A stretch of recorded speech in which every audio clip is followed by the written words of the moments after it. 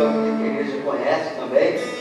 Vamos louvar, um cântico de meditação, uma oração, enfim, um louvor em que você pode se expressar diante de Deus. Feche os seus olhos, abaixe a sua cabeça, levante as suas mãos, da maneira como você se sentir bem. Faça, mas faça com o seu coração, alegre, porque é assim que Deus quer receber os louvores.